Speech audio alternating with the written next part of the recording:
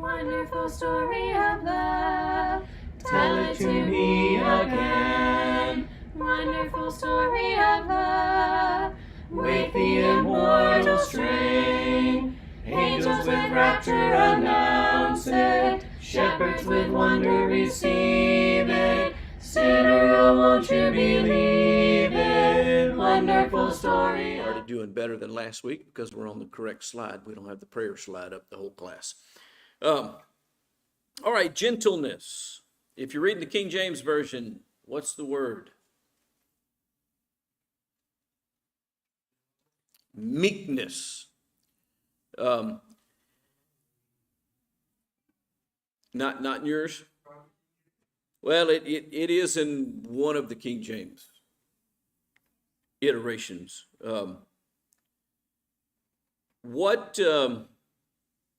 What is gentleness? What is meekness? I think especially that latter term, meekness, is misunderstood a lot. It's used very differently. Okay. It is meekness. And we tend to think of meek people as being what? Weak, and another synonym we might use is mousy. You ever heard anybody called mousy? If you're my age or older, you probably have. If you're younger, you might not have. But that is not the idea of this at all. Was Jesus meek?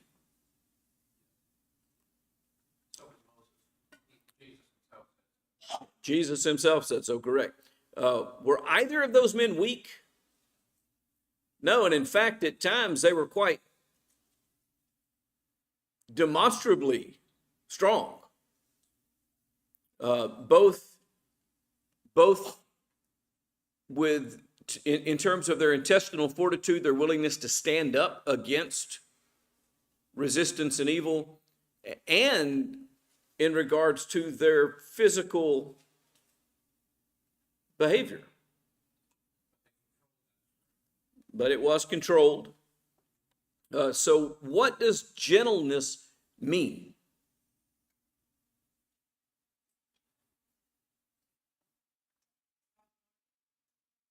Okay, I would again, and I think right here is a good time to re-inject this into our discussion.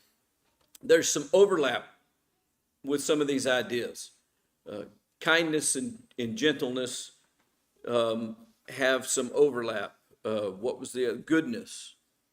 There's some overlap in those ideas. So I would say that gentleness is not being used here to focus on the soft-hearted aspect, that probably goodness or kindness was that focus. What else?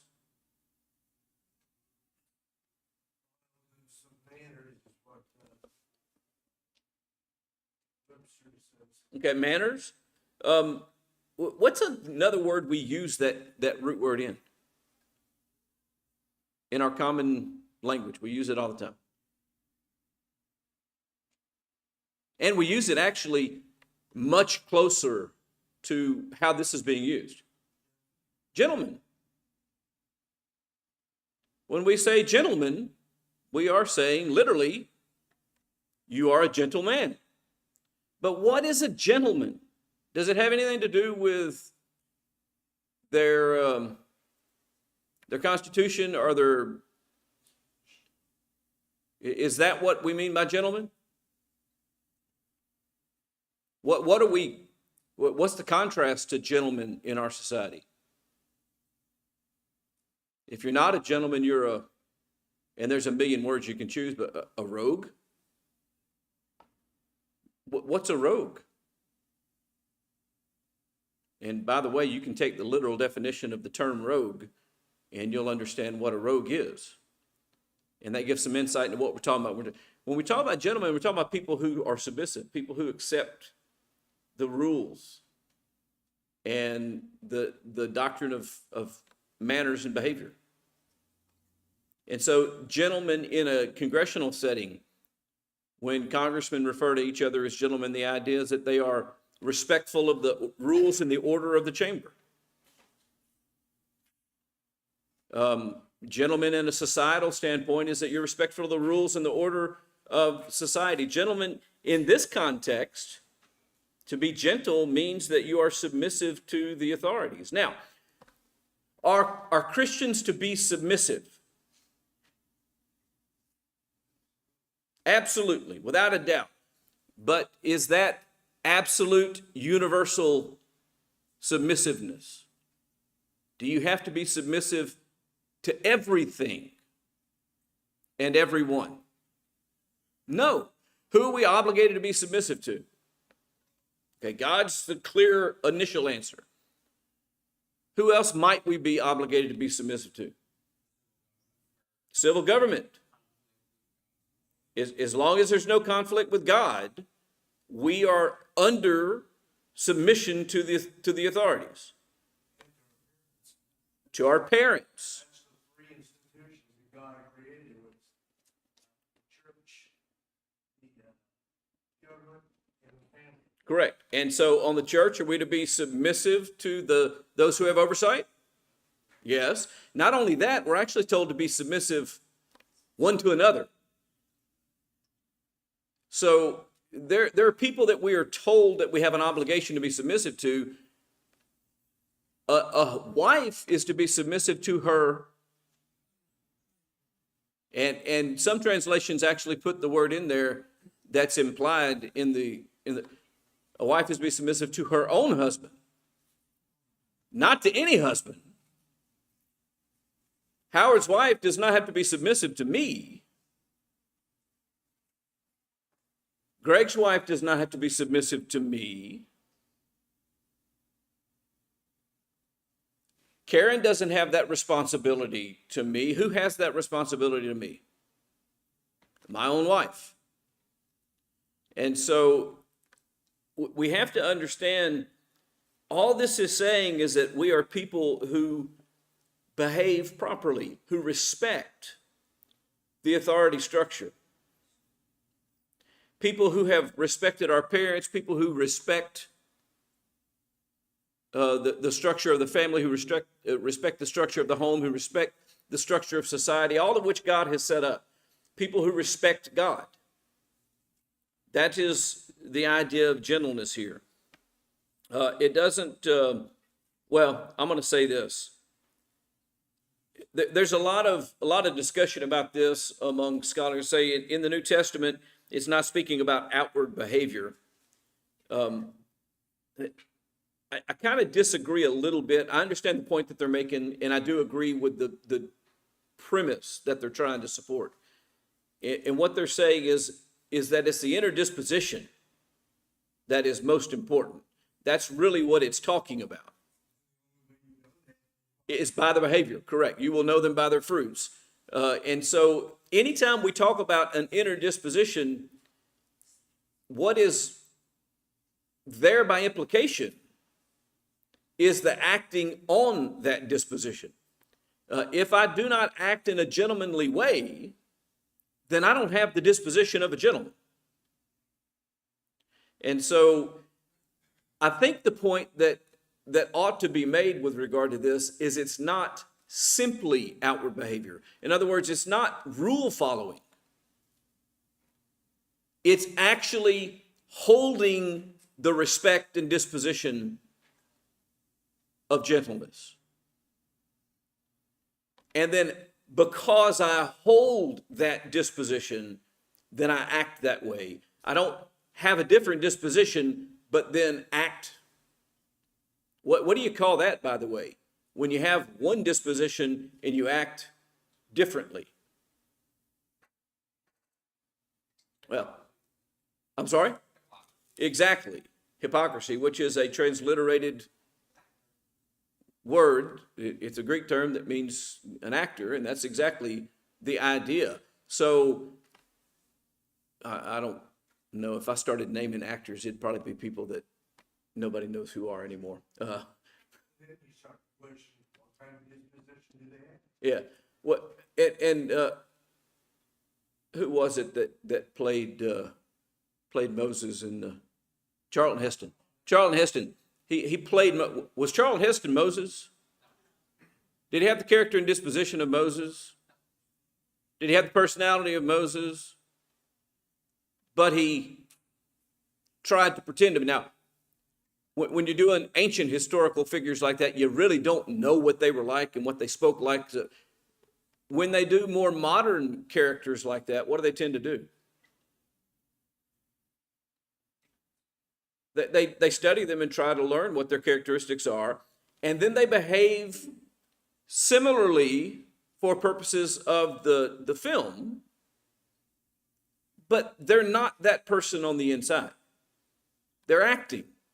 And that's exactly what this. So we're not just talking about being polite when it says gentleness. We're not talking about withholding a tendency to be rough or striking someone or loud or boisterous or any of the things that we would say are ungentlemanly. We're not just talking about restraining from those behaviors. We're talking about actually having a disposition of heart or of mind to be submissive and respectful. And then the behavior flows from that disposition. And what this is suggesting is that if we are led by the Spirit, then we are gentle people. We're not harsh. We're not warmongers. We're not generators of strife. What is strife?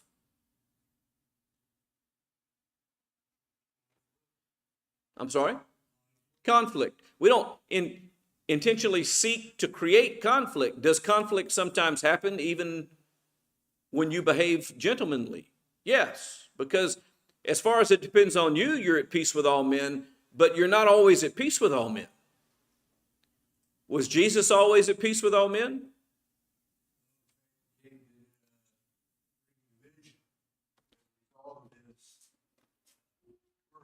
Yeah. Now, what he came with the intention of was to bring peace, to reconcile people. However, in doing that, people who don't wish to be reconciled, what ends up happening? They rebel. They're not gentle. They don't accept and submit, and they rebel. Just because rebellion exists or strife exists does not mean that an individual is not of a gentle spirit. And so I want us to understand that someone can have a gentle spirit and still conflict can arise with them. What's the distinction? The distinction is it shouldn't arise from me. I shouldn't be seeking it or setting out to cause it or looking to make it happen. Anybody have any comments or questions about gentleness? I think I mentioned at the end of class last week that this last one is my favorite. It's my favorite because I've spent probably more time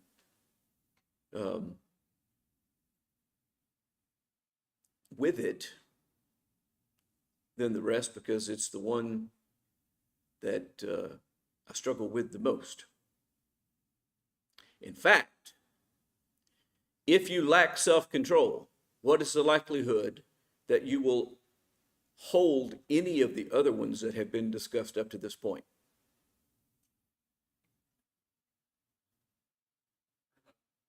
Pretty much zero.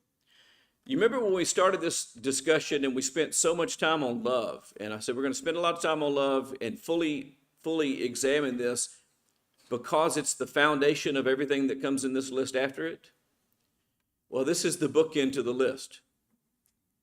This is the other basis on which all of these things arise from true love, and they're only exercised through self-control. Now, here's the irony. There's a lot of people who talk about being led by the Spirit, and their conception of being led by the Spirit is what? That there is a direct operation, that the Spirit comes to dwell in you, and He controls things, changes things, alters things. How ironic is it that one of the fruit of the presence of being led by the Spirit is that you are self-controlled, not Spirit-controlled. What does the Spirit lead us to do? He doesn't control us. We're not puppets. We're not robots that He comes in and reprograms. Instead, He teaches us to do what? Control ourselves. What does it mean to control yourself? By the way, that's literally self-control. You just control self.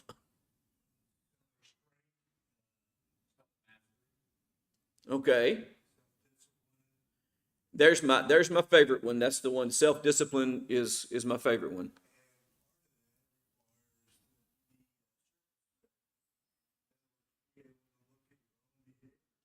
Examine it, evaluate, be critical of that. Be honest with yourself. Actually see what you are instead of a false perception of yourself. Now, if we are self-controlled or self-disciplined, what does that mean? You're self-disciplined. What does that mean? If I'm self-disciplined, what's the practical? You follow the rules that you made. Not necessarily that I made. Okay. But if I'm doing that, if I'm following the rules and disciplining myself and making certain that I'm gentle and making certain that I'm kind and making certain that I behave properly toward outsiders and I behave properly toward my family and I behave properly toward the civil authorities, and if I'm doing all of that, what happens? In a very practical analysis, if I'm disciplining myself, guess what? Other people don't have to discipline me. If I follow the law, does the civil government punish me? No. If I'm a child and I follow my parents' instructions, do my parents punish me? No. Now, are there some parents that do act inappropriately? Yes. But the general rule is, if the child disciplines himself, does the teacher have to discipline them? Do you have to discipline a child who is sitting quietly in the classroom doing its work? No. Why don't you have to discipline them? Because they're doing it themselves. They're restraining their own behavior. They're focusing their own attention. That's what this word is talking about. Is us controlling our own thoughts, controlling our own behavior, controlling our own action. Do we lose our temper if we're self-disciplined? So how is it that we can be angry and not sin? Y'all familiar with that passage, right? I'll use the King James language. Be ye angry and sin not. How does that work? What do people do all the time? They excuse bad behavior by saying what? I was angry. But I was angry. And the response to that is, oh, well, okay, you were angry, so that explains it, and we won't worry about it. No. What that tells me is that you lack self-control. That's kind of what the scripture is saying when it says, be angry and sin not. Is there a time where anger is going to arise in a man? Absolutely. Why is that going to happen? That is correct. You will not be happy with everything, but why? Because God made us that way. Where did we get our emotions from? Does God get angry? Yes. Not anything wrong with that. But is God self-disciplined in the way that he exercises? So it's well measured. And so James says that the anger of man doesn't achieve the righteousness of God. So what do we have to do with our anger? Well, we have to manage it and control it so that it is channeled in a way that does reflect the righteousness of God, rather than being uncontrolled and blown out of proportion. We go back to the story again of Cain and Abel. After he kills Abel, Cain is told what? Anybody remember that story? Should we go back and read it, or do we remember it? Let's flip back to Genesis 4 for a minute. Hopefully we won't have to read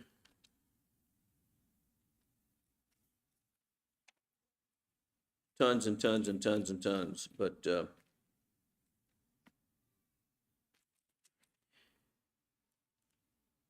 verse 6, the Lord said to Cain, why are you angry? Why is your face fallen? If you do well, will not you be accepted? And if you do not do well, sin is scratching at the door. Its desires for you, but you must rule over it. You must rule over it. What was he telling Cain? To be self-controlled. That's what he's saying. In other words, to control his worship. Look, you're angry. Why are you angry? If you do what's right, you'll be accepted, and then your countenance will be lifted up, and you won't have any reason to be angry. But sin is scratching at the door. Its desire is to control you, but you must do what? You must rule over it. You must be self-controlled. And then what does he end up doing? Killing his brother. Is that self-controlled? Is that showing love? Is that righteousness? It's none of those things. And so it's an undisciplined behavior, an uncontrolled anger. Then he says, when you work, you look at verse 12, when you work the ground, it shall no longer yield to you its strength. You shall be a fugitive and a wanderer on the earth. And Cain said to the Lord, my punishment is greater than I can bear. Behold, you've driven me today away from the ground, and from your face I shall be hidden. I shall be like a fugitive and a wanderer on the earth, and whoever finds me will kill me. And the Lord said, not so. If anyone kills Cain, vengeance shall be taken on him sevenfold. And the Lord put a mark on Cain, lest those who found him should kill him. Now, if you continue the story on, you eventually get to a man that says, hey, if Cain is avenged sevenfold, then I'm avenged 77-fold. Okay, that is a continuation of the lack of discipline. By the way, who was going to avenge Cain? Was it Cain? No, it was God. Cain was supposed to learn from this exercise. What was he supposed to learn? to have self-control, to be submissive, to be loving, to be gentle, to be kind, and all these other things that we've been reading about here. Unfortunately, he and his children chose a different path. And that's our problem too. Why do we sin?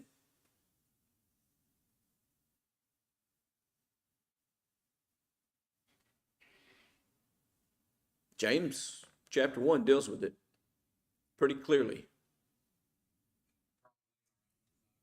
We're drawn away by the word that I think is used in some translations. You're drawn away by your own lusts. What is a lust? It's an intense desire, or even better understood, an uncontrolled desire, an undisciplined desire, an untempered desire. What all this is saying is that we should temper ourselves. And we talked about that a couple of weeks ago, right?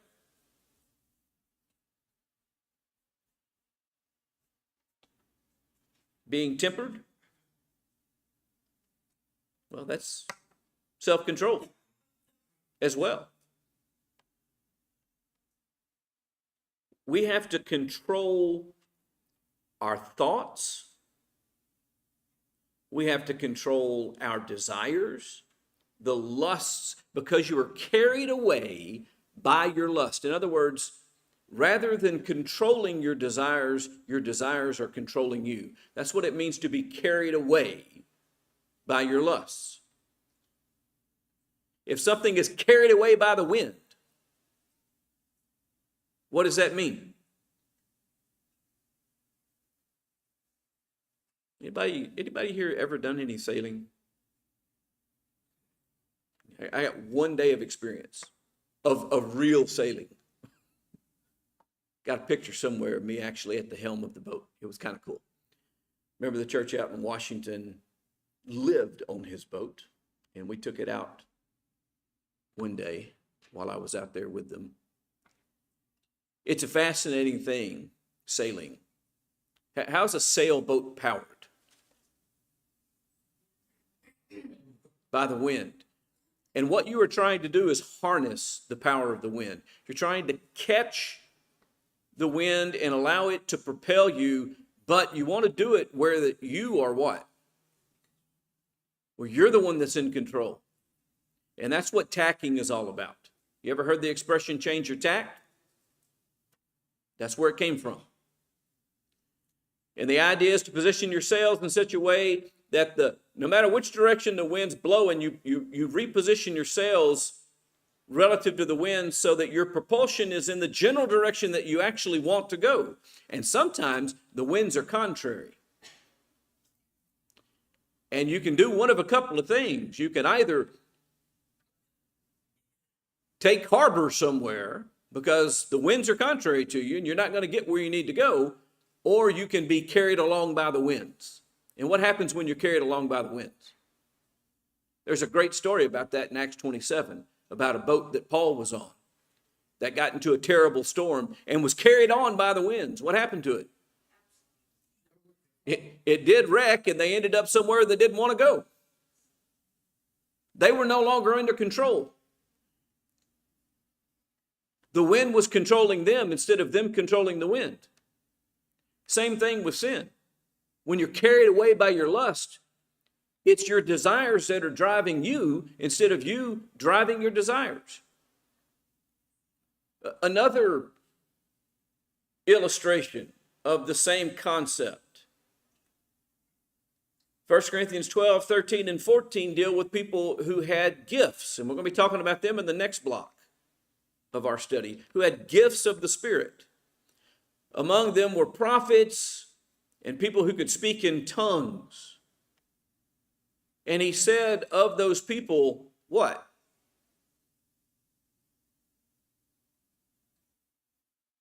Anybody remember what he said to them? What did he say to the people who were prophesying?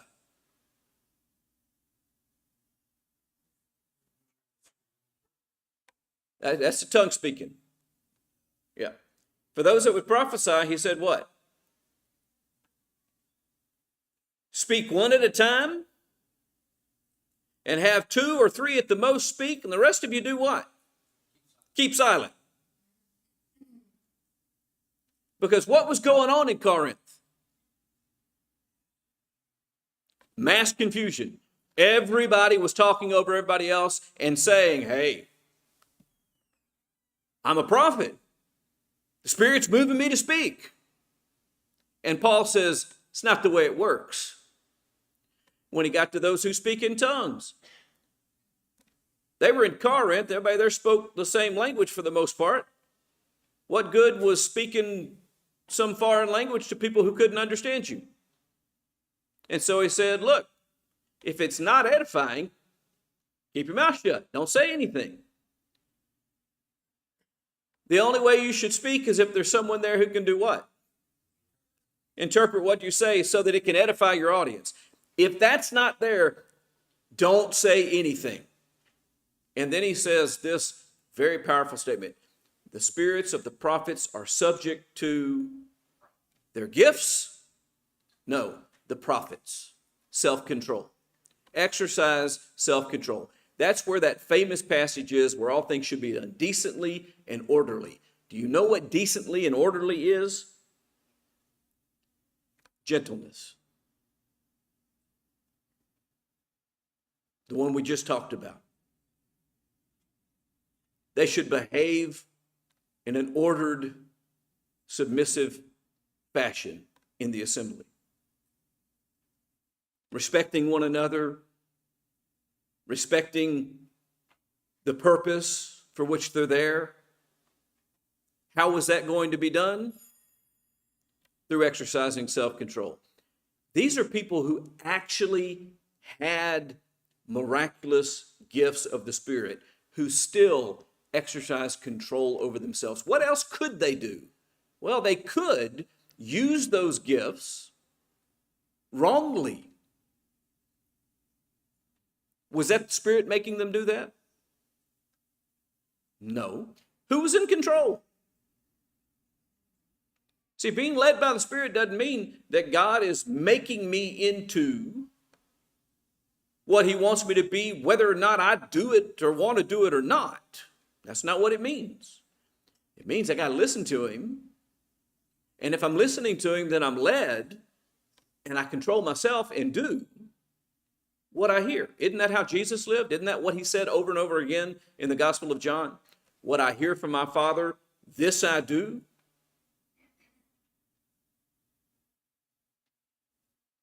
Self-control is absolutely key. Let's flip over to Proverbs 25:28.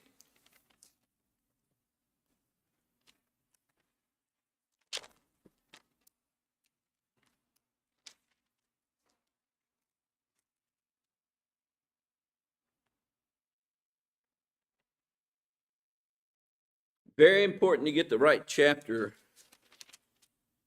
if you're talking to somebody, because if you get the wrong chapter, it's kind of embarrassing. Proverbs chapter 25 and verse 28. A man without self-control is like a city broken into and without walls. That's the way it's put in the English Standard Version, which is very clear and simple. Like a city that's broken into without walls, so too is a man who hath no control over his spirit, is how the New American Standard Bible puts it. King James reads what in that verse?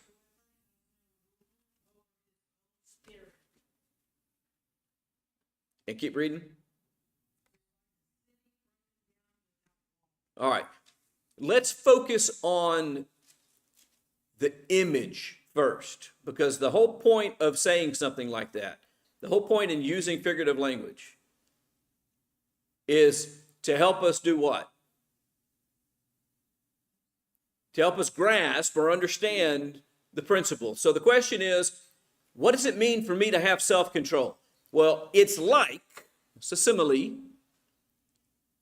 Lacking self-control is like being a city without walls. All right, so let's talk about that. We don't have walls around our cities too much anymore, but for a long, long, long time, any city worth anything had walls. We can. What was the purpose of a city wall? To provide security. Actually, what it was for is to control. That's what it was for. You forced flow in and out of the city. People who come in and out, what is brought in and out into what? Ports of entry. Places where they get, what was that called on the city gate? Oh, I just gave you the answer. What was that called when a city had walls? What was the gates of the city? Everybody had to come and leave through the gates of the city. And you were able to control the flow of traffic. Anybody ever been to an amusement park? That row of turnstiles and all those people, what's that all about? Controlling the flow of people in and out. Making sure that too many people don't get in, making sure primarily for them that people who haven't paid don't get in, but also controlling what? The rate of the flow of traffic. So that you don't become overwhelmed, you slow that process down, you slow the flow down so that it's more manageable and controllable. That is exactly what we're supposed to do. We're supposed to control our desires so that they're manageable and they behave properly instead of improperly. When I lack control, then I have no defense against it.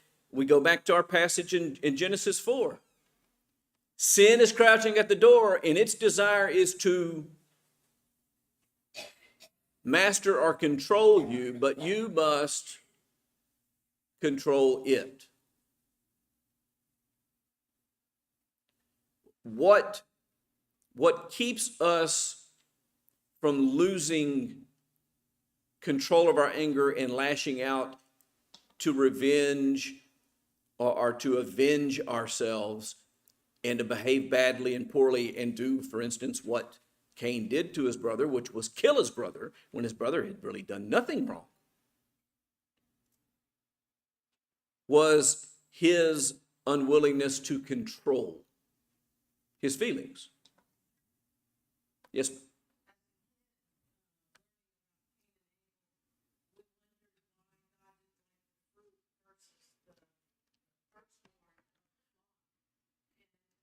Looking back, we know now that he didn't have self-control and his heart was wrong and he was competing against Abel the whole time and he was angry to kill him. Right. And Abel hadn't done anything wrong. Abel hadn't done anything to him. Abel had done what was right. In fact, what God's statement to Cain is if you do right, you have no reason to be angry. So what was the proper way to respond? For him to change his own behavior. For him to offer a sacrifice by faith, which, by the way, is what we know that Abel did because of Hebrews 11. All emotions begin with what you tell yourself. What you have to look at is what are you telling yourself. It's not very helpful to yourself. Right. So, you're going to control your behavior, control your emotions and your behavior. yeah, and this is true about everything. When we don't control passion, we do things that are wrong. We hurt people or ourselves. When we don't withhold our fleshly desire in the sexual realm, we engage in fornication or adultery.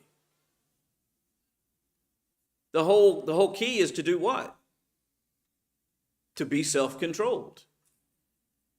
Because guess what happened? When God disciplines us, is it fun? No. And when God punishes us, it's irreversible. So the plea is for us to be led by the Spirit today so that we discipline ourselves, because against such things there is no law. If we discipline ourselves, God doesn't have to discipline us.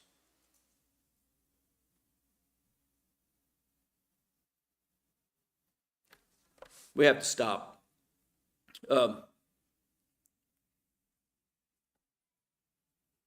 We'll bring this to a conclusion a final conclusion next time and then move into the gifts of the Spirit in our discussion. And so that's the roadmap for what's ahead. Thank you for your participation and presence this morning. Wonderful story of love, tell it to me again. Wonderful story of love, with the immortal strain. Angels with rapture announce it, shepherds with wonder receive it. Sinner, oh, won't you believe it? Wonderful story of love, wonderful story of love. Wonderful story of love, wonderful story of love, wonderful story of love.